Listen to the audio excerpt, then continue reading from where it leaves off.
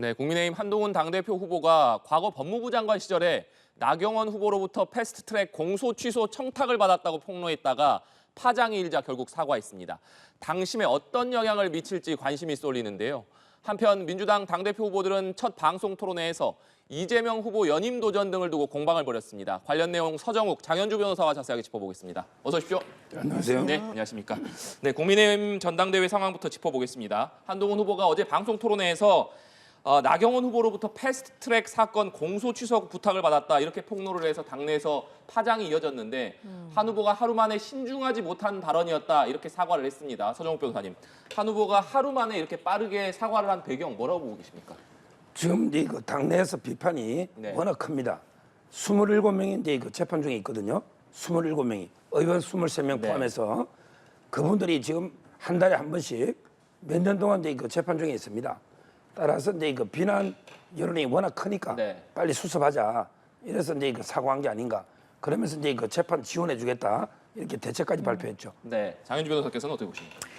서 변호사님 말씀처럼 당내에서 비판 여론 나오고 있고 이른바 제2연판장 사태가 되는 것 아니냐라는 얘기까지 나왔기 때문에 한동훈 후보가 좀 서둘러서 진화하려고 한 것 같다라는 생각은 드는데요. 저는 아쉬운 지점이 과연 이것이 사과할 만한 일이었나라는 부분들을 국민의 입장에서 생각해 본다면 또 아닐 수 있겠다라는 생각도 듭니다. 물론 나경원 후보 입장에서는 이 이야기가 나온 것 자체가 굉장히 당혹스러울 수 있었을 테니까 나경원 의원에 대해서는 사과를 할 법도 할지 모르겠지만 적어도 국민의 입장에서 봤을 때는 이런 정도의 의혹이라고 한다면 국민 앞에서 한동훈 후보가 이야기를 할 수 있다고 생각이 들고요. 그리고 이것이 이제 또 전당대회 내부에서 나온 이야기이기 때문에 당연히 관련해서 부정청탁 의혹들이 있는 것은 아닌지 야당 입장에서는 확인해 볼 수밖에 없겠다라는 생각 듭니다. 네, 나경원 후보는 한동훈 후보를 향해서 해야 할 말과 하지 말아야 할 말에 대해서 분별 없이 좌충우돌한다 이렇게 비판을 했고 당내 친윤계를 중심으로 해서 당 전체의 아픔을 당내 선거에 후벼 파서 되겠느냐 이런 비판의 목소리가 나왔습니다. 서정욱 변호사님께서 앞서 당내 비판이 워낙 거센 상황이기 때문에 한동훈 후보가 사과를 할 수밖에 없었을 것이다 이렇게 말씀을 해주셨는데 전당대회가 며칠 남지 않았기 때문에 그렇다면 이게 결국에는 당심에 어떤 영향을 미칠 것이냐 이 부분이 관심 아니겠습니까? 저는 상당히 영향을 미친다 보고요. 지금 이번에 저는 세 번째로 봐요. 첫째는 이제 그 김건희 여사 문자 있죠. 이걸 이제 그 국정농단이라고 했습니다. 그런데 그 문자가 공천을 두고 부탁한다는 문자였습니까? 그런 문자면 이게 국정농단 맞아요. 그런데 그게 아니고 당사자로서 김건희 여사가 이제 그 사과를 하고 싶은데 어떤 식으로 이렇게 협의해서 방식이나 의논하자. 이게 왜 국정농단입니까? 그게 첫째 잘못된 거고. 그다음에 두 번째 윤석열 대통령이 그 신뢰를 처리한다. 그때 왜 사퇴 요구 있었잖아요. 이걸 이게 그 당무 개입이라고 그랬습니다. 그러면 이게 비대위원장은 누가 시켜준 겁니까? 법무부 장관에게 누가 시켜준 겁니까? 제가 보기에 비대위원장을 대통령이 시켜주면 이게 당무 개입이 아니고 그만두라면 이게 당무 개입입니까? 저는 대통령이 당의 1호 당원으로 대통령하고 당은 이게 국정 철학이 똑같아야 되는 거예요. 원팀이 돼서 서로 긴밀하게 협의해야 됩니다. 그게 왜 당무 개입입니까? 대통령이. 따라서 그게 두 번째고 이번에 세 번째 실언이 높다. 앞으로 이런 자꾸 그 실언이 반복되면 당원들이 불안해합니다. 대통령실하고 이게 극한 대결로 가다가 이게 공멸하는 거 아닌가? 이렇게 불안감을 느끼는 당원이 많아요. 앞으로 이게 좀 신중하게 발언해야 됩니다. 서정욱 변호사께서는 당심에 상당한 영향을 줄 만한 사안이다 이렇게 보셨습니다. 장현주 변호사께서는 어떻게 보십니까? 일단 저도 그 문제의 형태 자체는 당심에 또 당원들의 마음에 영향을 미칠 만한 사안이라고 생각은 듭니다.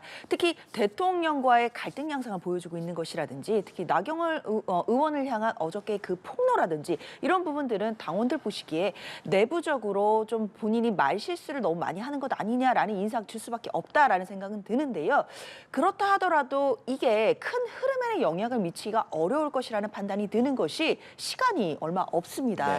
왜냐하면 아시다시피 내일부터 바로 모바일 투표가 시작된다라고 하거든요. 그렇다면 이러한 어떻게 보면 한동훈 후보 입장에서는 악재일 수도 있는 요소들이 좀 충분하게 당원들의 마음을 움직이기에는 시간이 부족하기 때문에 결국에는 전체적인 투표 결과에는 크게 영향을 미치진 않겠다라는 생각이 들고요. 저는 만약에 영향을 미친다면 1차 투표에서 끝날 것을 결선에 가는 갈 수 있는 정도까지는 영향을 미칠 거라고 보이거든요. 네. 그럼 만약에 결선을 가게 된다라고 한다면 지금 구도로 보아서는 나경원 후보 입장에서 결선에 갈 가능성이 조금 더 높아진 것은 아닌가라는 판단도 들게 합니다. 네, 민주당은 국민의힘 전당대회가 불법 폭로대회가 됐다.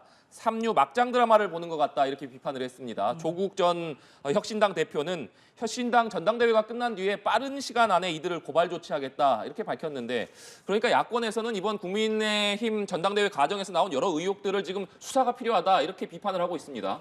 그렇죠. 당연히 국민들께서 관심 있어 하시는 부분 확인할 필요가 있다라는 생각 들고요. 이것이 민주당에서 제기한 의혹들이 아닙니다. 뭐 이른바 한동훈 후보가 뭐 장관 시절부터 댓글팀 또는 뭐 사설 여론조성팀을 가지고 있었다 뭐 이런 의혹들이 전당대회 내부에서 국민의힘 내부에서 나온 의혹입니다. 이런 부분들 같은 경우에는 뭐 정치적으로 무책임하다, 뭐 도의적 책임이다 이런 것을 넘어서서 범죄 혐의가 있느냐 없느냐를 확인해봐야 되는 지점에 이르렀기 때문에 당연히 야당으로서는 이런 부분들 확인해야 된다라는 생각 들고요. 그리고 어제 나온 얘기들, 그러니까 한동훈 당시 법무부 장관이 나경원 의원으로부터 공천 취소에 대한 청탁을 받았다는 것 아니겠습니까? 이런 부분도 과연 이것이 가능한 청탁이었는지 또는 부정 청탁이었는지 이런 부분들 당연히 전당대회 이후에 가려보아야 될 문제다라고 생각합니다. 네, 야권에서는 지금 수사 필요성을 언급하고 있습니다. 그 부분 어떻게 보십니까? 옛날에 그 박근혜 대통령하고 이제 이명박 대통령도 치열하게 싸울 때요. MB 쪽에서는 이제 그 최소원 씨 문제 이걸 계속 제기했죠. 그다음에 저쪽에서는 이제 다스는 누구 거냐. 이러다가 이게 시간은 좀 흘렀지만 나중에 결국은 다 처벌돼 버렸지 않습니까? 이런 게 자해행위입니다. 이번에도 이게 저는 이런 자해행위를 상당히 많이 하고 있다 봐요.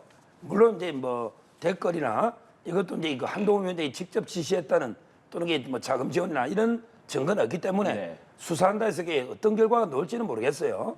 그렇지만 조금이라도 이게 빌미를 준 거는 맞죠. 고발이나 수사의 빌미를 그런다 해서 이게 유죄라는 건 아니지만 이번에 나경원은 그것도 이게 마찬가지예요. 원래는 이제 그 부탁해도 안 들어줬잖아요. 한 번에 이게 거절하면 이게 굳이 신고 의무나 이런 건 없고 이것도 이게 부정한 청탁이라 보기 어려워요. 왜 그러냐면 이게 그 27명이 당이 공적인 문제이기 때문에 따라서 저는 뭐 이게 야당처럼 고발해가 이게 처벌되고 일까지는 아직 안 가겠지만 그렇지만 이게 조금이라도 자꾸 이게 야당에 거리를 주는 이거는 자행이라고 봅니다. 네. 전당대회 당원 투표가 내일부터 시작이 되기 때문에 과연 이번 전당대회에서 투표율이 얼마나 될 것인가 그리고 이 투표율에 따른 후보별 유불리는 어떻게 될 것이냐도 관심을 모으고 있습니다. 서정욱 변호사님, 지난 김기현 대표 선출 당시에 투표율이 55.1%였습니다. 이번에 투표율은 과연 얼마나 나올지 그 투표율에 따른 유불리는 어떻게 생각하십니까? 저도 이게 그 투표는 잘 모르는 게요. 어떻게 보면 이게 4명이 치열하게 흥행이 됐잖아요. 그러면 이게 원래는 좀 올라가는 게 맞죠. 김기현 대표도 또 이게 흥행이 되잖아요. 근데 또 최근에 분위기를 보면 너무 진흙탕 싸움한다. 다 꼴 보기 싫다. 이 후보 저 후보 이게 너무 싸우니까 나 투표 안 할란다. 이런 분들이 많아요. 따라서 이게 당원도 좀 늘어났고 그래서 좀 투표율이 비슷하지 않을까. 개인적으로 이게 50%대 정도로 저는 보고 있고요. 투표율은 당연히 높을수록 한동훈 위원장이 유리한 겁니다. 왜 투표율이 낮을수록 조직이 더 영향을 미치면 조직은 아무래도 이게 한동훈 위원장이 좀 약하거든요. 따라서 투표율의 유불리는 그게 정리가 되는데 투표율이 얼마 나올지는 저는 예측 어렵지만 비슷하지 않을까 봅니다. 네, 장현주 변호사께서는 어떻게 전망하십니까? 저도 뭐 지난번 전당대회 55.1%인데요. 뭐 그것을 넘기는 어렵지 않을까라는 생각 듭니다. 물론 이번 전당대회가 상당히 과열됐고 뭐 분당대회가 아니냐라는 우려까지 나올 정도로 당원들도 그리고 국민들께서도 많은 관심 가지셨지만 그 내용을 들여다보면 집권 여당의 전당대회로서 정책의 비전을 제시하고 지금 어려운 민생 경제를 해결할 방안들이 나오는 것이 아니라 서로를 향한 네거티브에만 또 열을 올리는 모습이었거든요. 굉장히 피로도가 높은 전당대회였습니다. 그렇기 때문에 물론 당원들의 투표율도 당연히 또 적극적으로 투표하시는 분들도 계시겠지만 또 투표를 포기하시는 분들도 계실 수 있겠다라는 생각 때문에 지난번 전당대회 투표율을 그것을 넘지는 않을 것 같다라는 생각이 들고요. 투표율이 높을수록 한동훈 후보에게 유리하다라는 전망에도 동의를 합니다. 아무래도 전당대회에서는 이른바 아직까지도 지역 뭐 어떤 조직 투표가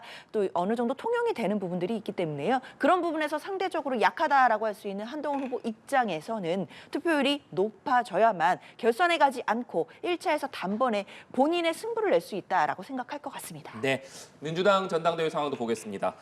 민주당 당대표 후보들 오늘 첫 방송 토론회를 가졌는데 이재명 후보와 김두관 후보가 이 후보의 대표직 연임 도전 그리고 여러 가지 문제를 두고 신경전을 좀 벌였습니다. 김두관 후보가 이 후보를 향해서 차기 지방선거의 공천권 행사 또 사법 리스크 때문에 대표직을 연임하려는 것 아니냐 이렇게 지적을 했는데 여기에 대해서 이재명 후보가 민주당 당원이라면 함께 싸워줬으면 좋겠다 이렇게 반박을 했습니다. 오늘 방송 토론회는 좀 어떻게 보셨습니까?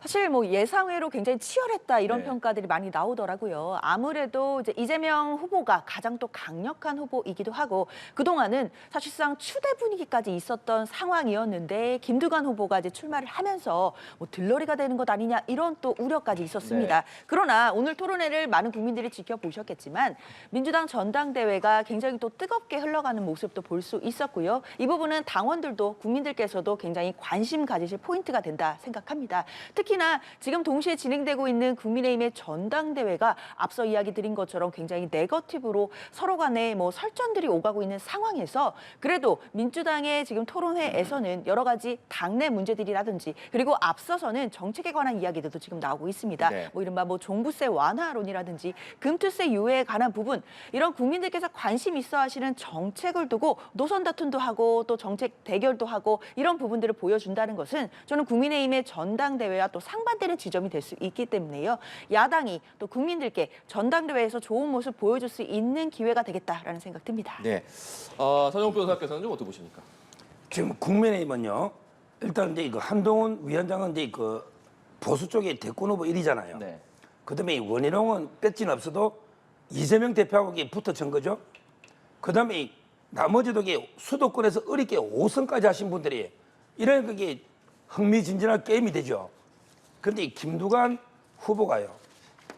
제가 보기에 뭐 김태호를 이기고 만약에 국회의원 됐으면 게임이 좀 재밌을 거예요. 근데 이 김태호 지사한테도 이게 패배한 사람인 이 사람이 지금 당권 대표 놓으면 이게 진짜 진정한 대결이 되겠습니까? 아마 제가 보기에 김태호한테 패배하면서 정치적으로 그 생명이 위태로우니까 존재감을 좀 이게 알려보려고 아마 놓은 게 아닌가. 따라서 이게 뭐 진짜 제대로 전당대회 흥미진전 이런 대결은 어렵다. 그다음에 한 명은 솔직히 말하면 제가 평론 오래 했지만 처음 들어요. 김지수 씨는 제가 이게 죄송한데 솔직히 누군지 이번에 처음 알았어요.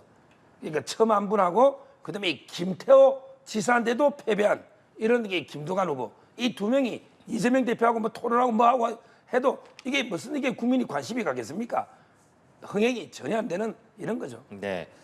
오늘 토론회에서 해병대원 특검법을 놓고 3명의 후보가 다른 입장을 밝히기도 했습니다. 이재명 후보는 현재 야당에서 추진하고 있는 법안을 그대로 추진해야 된다 이렇게 밝혔습니다만 김두관 후보, 김지수 후보는 한동훈 후보가 제안한 제3자 추천안도 고려해야 된다 이렇게 밝혔거든요. 이 부분에 대해서는 어떻게 보십니까? 아마 뭐 개인적인 의견이라고 네. 보이고요. 뭐 당으로서는 지금 현재 안으로 그대로 통과해야 된다라는 입장이 훨씬 더 많다라고 봐야 될 것 같습니다. 사실 한동훈 후보가 뭐 이야기한 제3자 추천 뭐 관련된 부분들 같은 경우에는 뭐 예를 들면 뭐 대법원장이 추천한다 뭐 이런 취지로 보이는데요.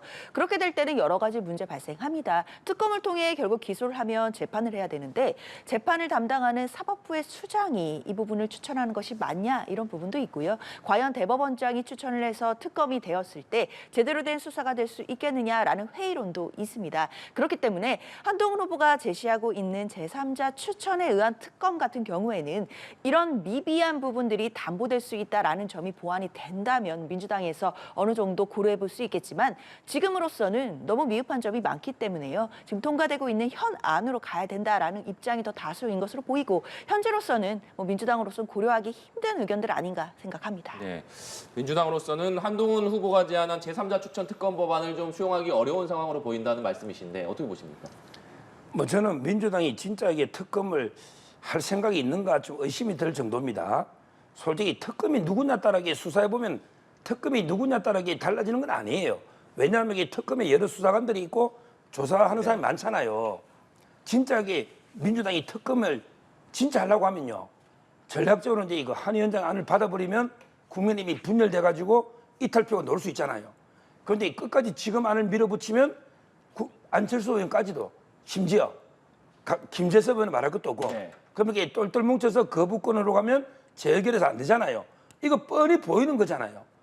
그러니까 진짜 제가 보기에 이재명 대표나 민주당이 특검할 생각이 있으면 저는 전략적으로 이게 바꿀 수 있다 봐요. 근데 그럴 생각이 없는 거죠. 그냥 특검하겠다 하면서 계속 공격적으로 정략적으로 밀어붙이는 거지. 뭐 지금 이게 특검하면 지원자도 없을 겁니다. 누가 뭘 밝힐 거예요? 아니 대통령 뭐 경로인 거 가지고 이게 범죄가 나옵니까? 또 수사도 못하잖아요 현지. 뭐 이게 통화내니까 나옵니까? 아무도 이게 지원자도 별로 없을 것 같아요. 제가 변호사들이 하거든요. 따라서 저는 민주당도 이게 공세만 계속하지 진짜 특검할 생각이 없는 게 아닌가 의심이 들 정도로 이런 이제 그 상황이다. 계속 이 평생 달릴 겁니다.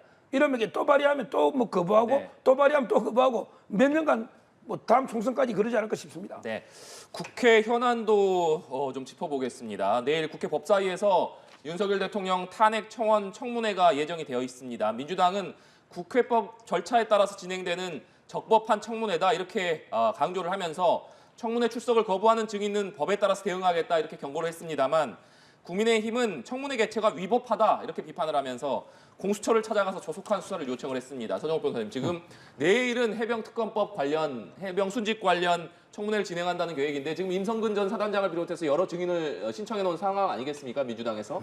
그렇기 때문에 과연 내일 이 증인들이 출석을 할 것이냐, 그리고 정상적으로 이 청문회가 진행될 수 있을 것이냐, 여당에서 워낙 거세게 반발을 하고 있기 때문에 어떻게 전망하십니까? 뭐 저는 이제 그 거의 아무도 상당 정인이 안 나올 겁니다. 이게 원천 무효 저는 청문회라 봐요. 왜 그러냐면 이게 그 형식적 적법성 플러스 실질적으로 정당성이 있어야 됩니다. 네. 근데 탄핵을요 청원한 사람이 보면 이게 헌법 몇 조를 어떻게 어겼는지 그 위법 조문이 없어요. 그냥 막연하게 일본이 후쿠시마 뭐 방류를 방조했다, 긴장을 고조했다, 뭐 결혼도 하기 전에 도이치모터스 주가적 의혹이 있다. 네. 또 최상병 이걸 수사 중이잖아요. 말도 안 되게 청원했잖아요.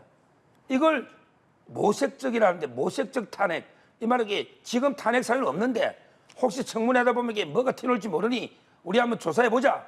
이게 불법이거든요. 따라서 저는 이게 실질적인 정당성이 없는 청문회다. 뭐 형식적 적법성은 모르겠어요.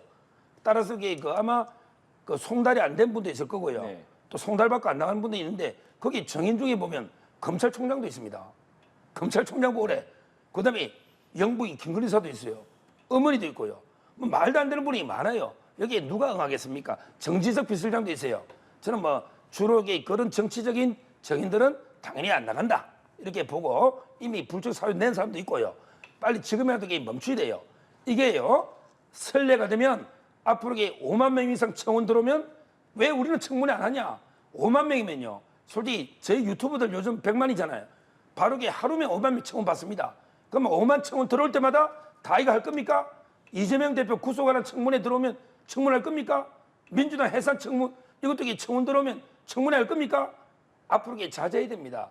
항상 권한이라는 거는 법이 부여한 권한도 자제하는 데서 이게 민주주의가 유지되지. 우리 권한이니까 우리 국회 마음대로 한다. 이게 권한을 마음대로 휘두르는 게 아닙니다. 네, 장현주 변호사님. 글쎄요, 뭐 권한을 남용하거나 마음대로 휘두른다라고 생각하지는 않고요. 결국 국회법 절차에 따른 그리고 국회 청원에 따른 청문회다라고 말씀을 드려야겠습니다.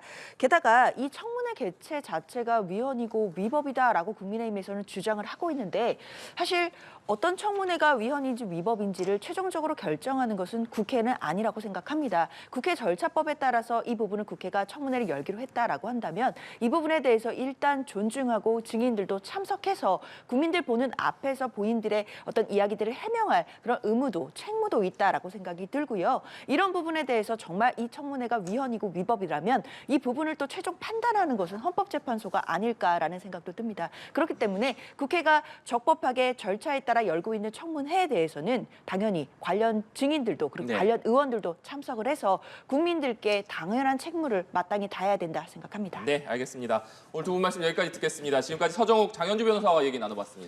오늘 말씀 고맙습니다. 감사합니다.